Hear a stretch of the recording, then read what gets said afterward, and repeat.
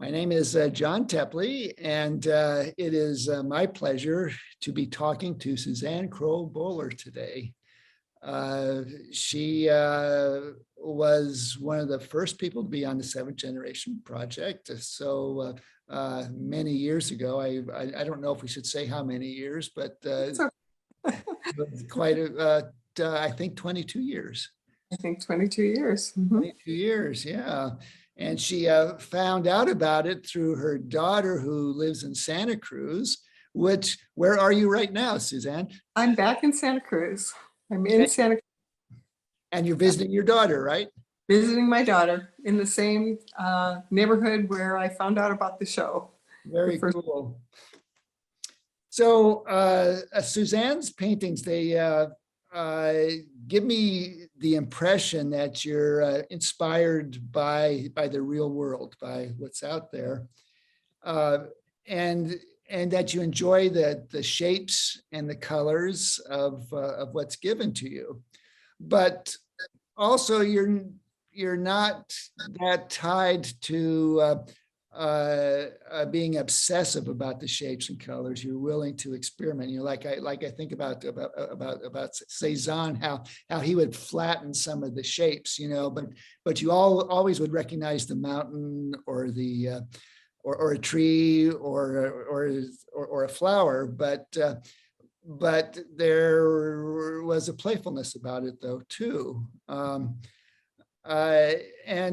And you're also okay with bringing in elements that totally screw it up. Like, for example, your first painting that you did for the Seventh Generation, you did this beautiful beach landscape, and you took a page from the contemporary art styles, and you put up a what was this, a contaminated? I forget what the exact. Yeah, it said caution, do not enter contamination.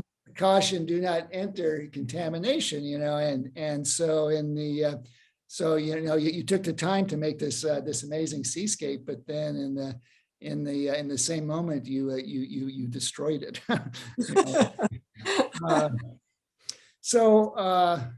Well, let's hear you talk about your work. Could you tell me some of the important qualities that you find, you know, when you're starting a canvas? What kinds of things are you searching for? Well, usually I'm thinking about how can I make this interesting. And I usually approach a canvas, a blank canvas or a blank piece of paper with a concept already. So I guess I'm a conceptual artist in some aspects. And often I work with different mediums. I mess around with oil paints. I've been moving into watercolor for health reasons. I use inks that I've made myself and that sort of thing. And I often just approach it with the idea that I let the medium and the canvas or paper that's accepting the medium kind of dictate what's going to happen. I mean, there's just so much opportunity for the medium to speak to us, and often we try to control it. And I just feel like, no, I don't need to do that. So say oil paint versus watercolor, you will let the watercolor do its unexpected things, and with oil paint, which kind of is more controlled just by its nature, you let that dictate similarly. Is that fair to say? I would think that's fair to say. In some aspect, I control it to a certain degree, because if I'm approaching it, and I always usually am approaching it from the realm of realism, especially with oils, not so much watercolor. I just let it flow, you know, like I don't struggle to make a hand. Sometimes just a brown blob is a hand, and it speaks as a hand for other people that see it. So I figure it's good enough. Now your training started out though, you were in an atelier, right? And then you were studying portraiture. Is that correct? I did. I studied at Purdue and IU for a while and took drafting and watercolor and those kind of mediums. But I really was wanting to paint realism and wanting to paint portraiture. And I was very fortunate to study in this atelier in Glenwood, Illinois, with a gentleman named Mohammed Drisi, who was a fine painter from Morocco. He's still alive and still teaching. And he had the honor of painting several people in our federal government, but also painting an official portrait of Princess Grace. And it hangs in Monaco. Very nice. So, so how do you transition from working with a painter like that to a hand that looks like a blob? Well, interestingly enough, I sat next to him in the studio and had the opportunity to many evenings just be looking at what he was doing rather than what I was supposed to be doing, which is work on my own piece. And I saw that we worked from photographs often because that was, we didn't always have, we did do live models, but we didn't always have them. And when we were working on portraits, say, for example, of someone from my family, I'm working from this picture. And yet, if you copy a picture exactly, it just, there's something about it. It's a little bit sterile. It's a little bit not right. Life and movement. And so I watched and observed how he did things. And I feel like I learned so much from absorption of just watching what he did and how he mixed paint, how he approached his brushstrokes. So that's kind of how I came to that idea.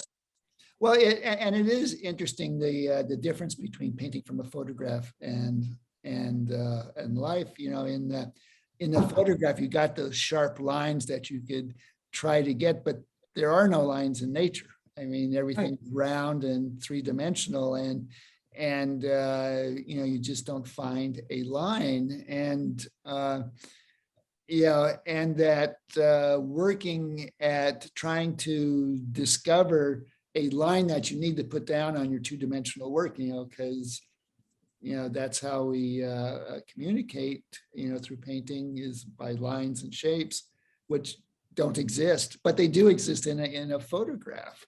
Exactly. Yeah. No, you're totally right on that. And anyway, it's been a lifelong experience for me. I also with watercolor, I do try to make watercolor realistic. And I have to say, I think kudos to watercolor painters because it is a very challenging medium and it doesn't always agree with what I hope it will do. And I'm to just accept that, you know. Yeah, which is one of the strengths, as you were mentioning earlier on, is some things you need to accept, and once you do that, it's not limiting. It just actually brings up more opportunities. I think so. It's more freeing. It's very freeing, and I always thought if I studied realism and learned how to do it and really understood it, which I feel I do, that it would kind of be a license to just do anything I wanted. And when I look at people whose work, you know, a lot of the famous painters that are in history, we see them as abstractionists or cubists, but if you look at their early work, they were realists in the beginning. Yeah. And so that's kind of how I felt about myself. Like I wanted to paint, but I wanted to have kind of some background and a license to paint. So could you talk a little bit about how you approach color in watercolors versus oil, you know, because they're both very different mediums, and you know, the colors are different.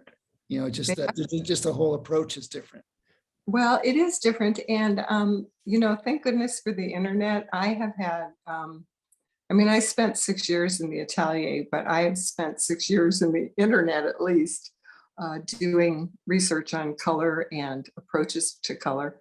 So with watercolor, I discovered, I'm sure somebody else knows this, but from seeing several different people and putting together glimpses from each one of them, I said, you know, there's just this formula. There's a formula and it works. It's like baking a cake. And so I spent a lot of time comparing the colors that I use for my oil palette to colors that are on the watercolor palette. I wanted to know which brands were similar, which ones worked, which ones didn't work, and jumped into, after looking at color many years from all the different theoretical ways, I really came to conclude that the warm and cool palettes are very, very helpful in watercolor for mix. And then that led me to decide, well, wait a minute, what do I have in oils that is, you know, like that? How do they work? Is the formula the same? And I have to say, I go back to my early studies. I knew it intuitively from absorbing it from my master teacher, but I didn't really understand or have a knowledge of what the theory of it was. So I did this huge research project on my palettes, and I'm going to bore you with some facts here that I think are kind of. No, are you kidding? Look, your audience is a group of artists, and believe me, this is anything but boring to a group of artists. Okay, well, so the palette that my early palette, people ask you, what's your palette? I haven't changed my palette because it worked. It worked for anything I wanted it to do. And so essentially I use a large palette, like, you know, 24 by 36 on a glass table with a piece of canvas underneath it, just a gessoed piece of canvas. So I know what the color looks like on canvas.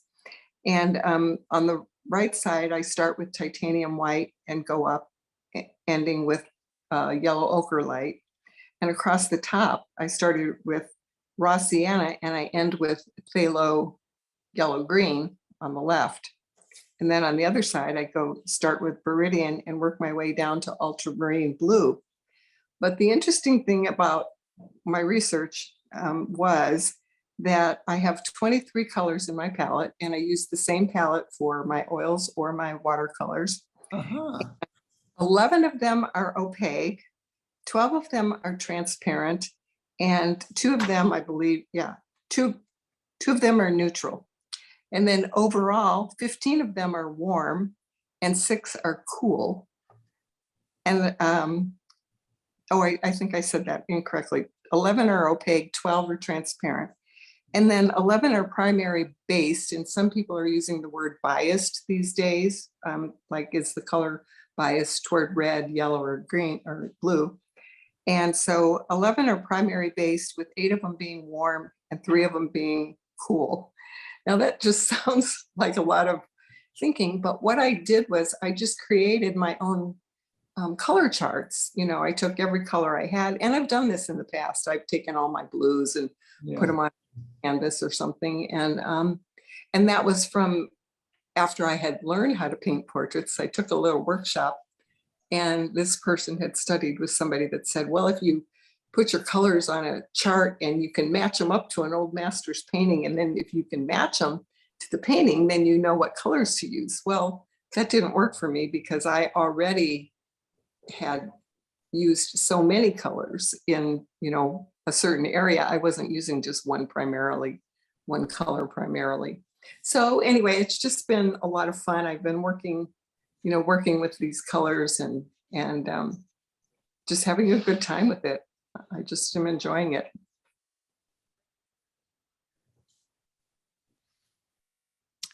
So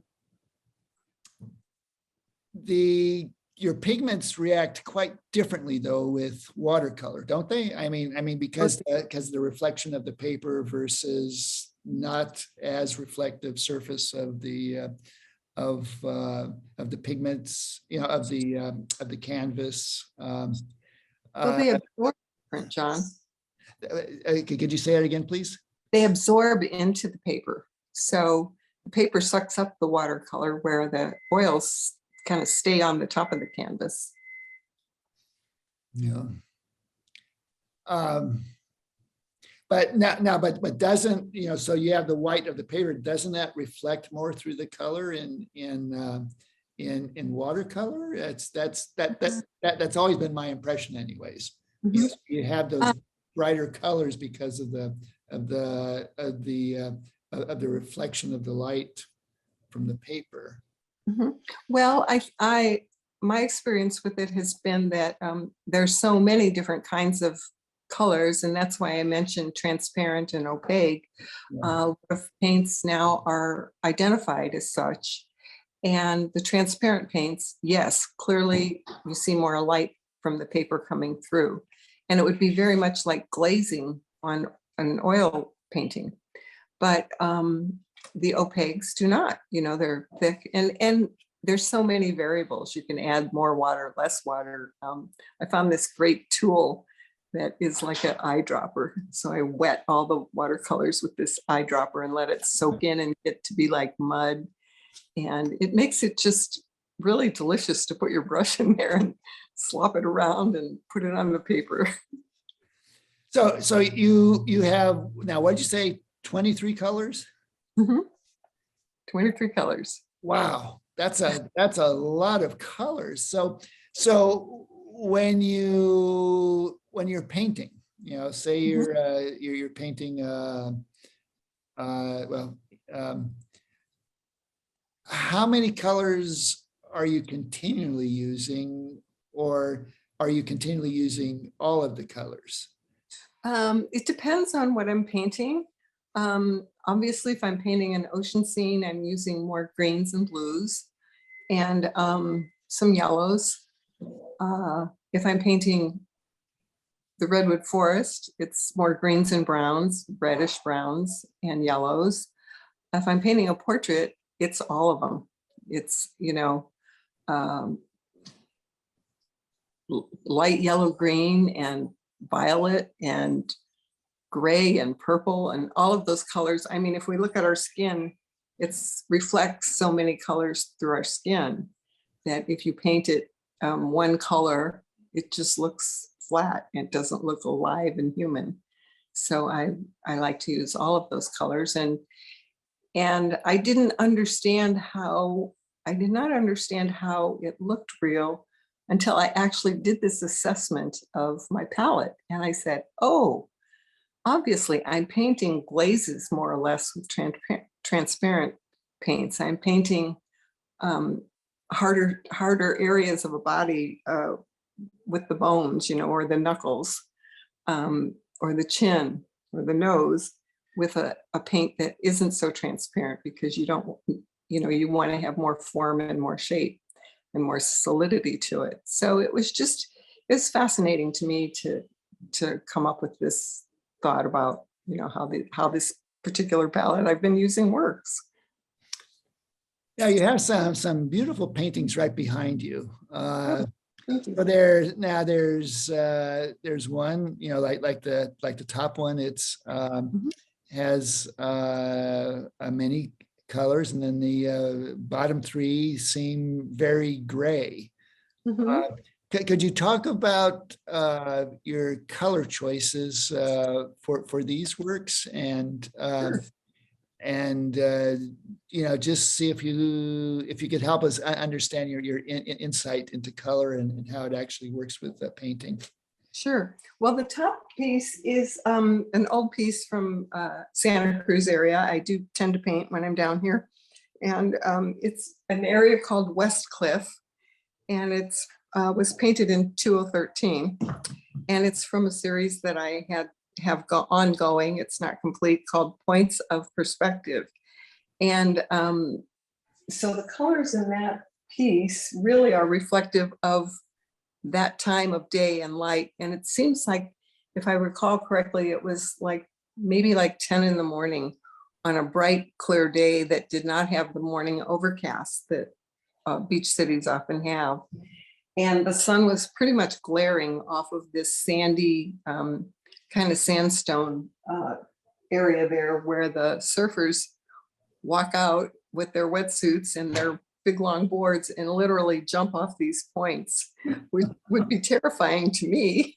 And that was where I came up with the idea of points of perspective. You know, it's all in the perspective. If you're not fearful of that, go ahead and jump off. But so I do have a lot of phthalo in that painting also. And phthalo is really a strong color. I don't usually use it in that much of an area, but in that particular piece, I think it worked. And a lot of ochre, you could probably see. So now you were talking about the different qualities of paints in terms of transparency and opaqueness. Mhm. Could you describe a little bit about how you use that in this painting?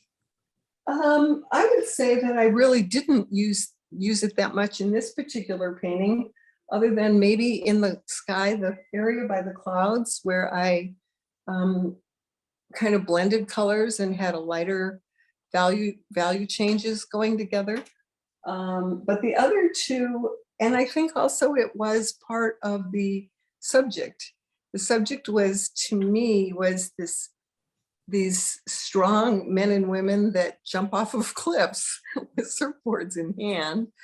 And they were, the colors were solid, you know, they were solid. And the transparency is not that evident, I think, in that particular painting. And sometimes it is, and sometimes it isn't, you know. Yeah. Again, going back to the idea that, you know, the canvas and the piece you're doing dictates what the material and the medium is going to be. So now the seventh generation project, early on you liked the whole concept of it, and you were responsible for us showing at the Huntington Beach Pier, which was quite awesome. Could you talk a little bit about what appeals to you about that? about the show? Yeah. Okay, well, here we are. I just heard on the news the other day that as human beings, we're ingesting plastic, and they have literally found plastic in our blood. Okay, so here we go. The ocean, the project for the seventh generation is about clean water.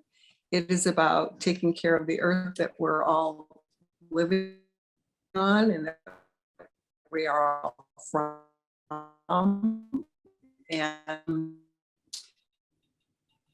And it was not all that clean 22 years.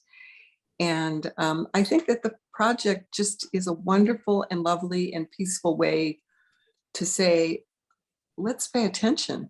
Let's see what this is about. Let's see what we can do to bring awareness to this particular idea that it's so very, very important to care for our earth. And I loved your concept of, I believe it was 1,440 artists to paint from the very tip of Washington state to the bottom of California and cover the whole coastline and have an artist to do each mile. You know, and I've shared that concept with so many people.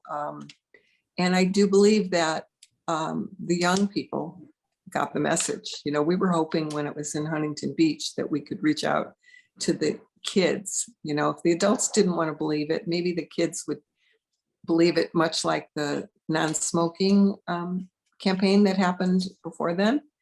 And I think the kids got it. And I think that we're leaving them a huge, huge mess to clean up. And anyway, I love the project. I mean, I can't say enough about it. It's a wonderful concept. There are certain intangible things like feelings, emotions, transcendent experiences.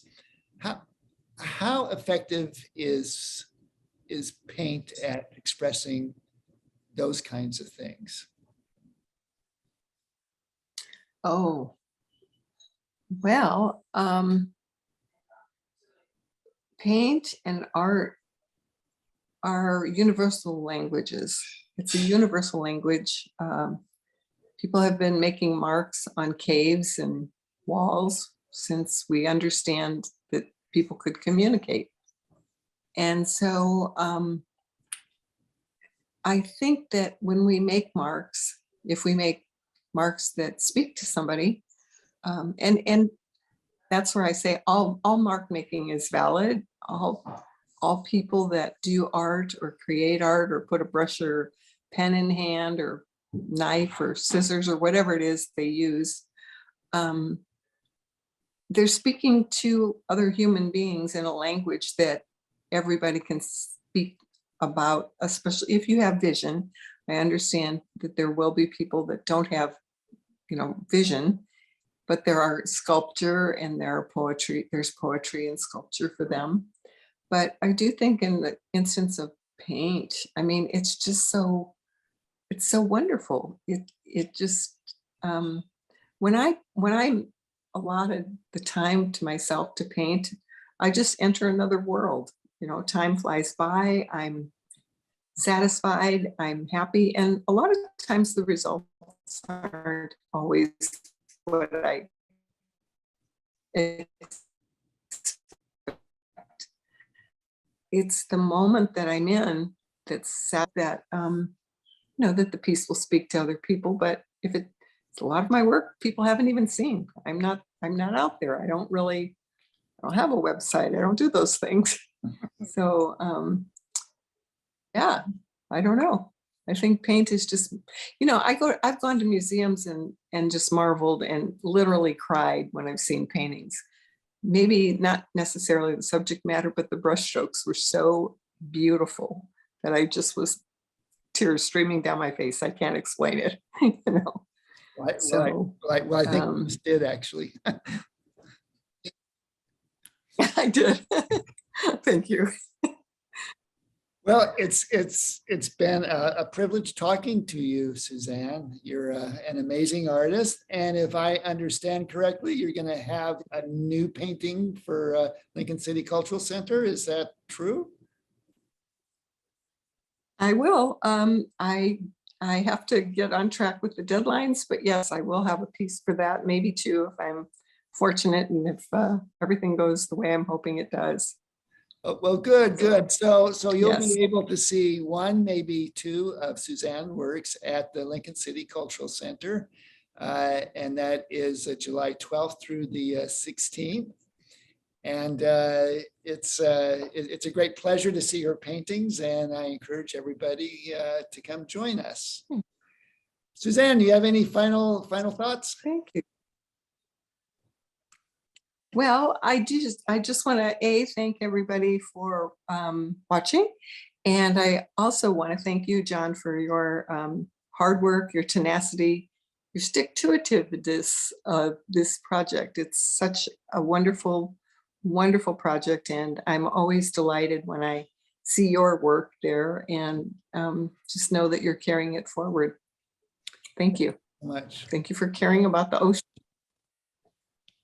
Well, this is I'm John Teply, and this is Suzanne Krol Boller, and we're signing off for now. And we will see you in Lincoln City. Bye for now. Bye for now.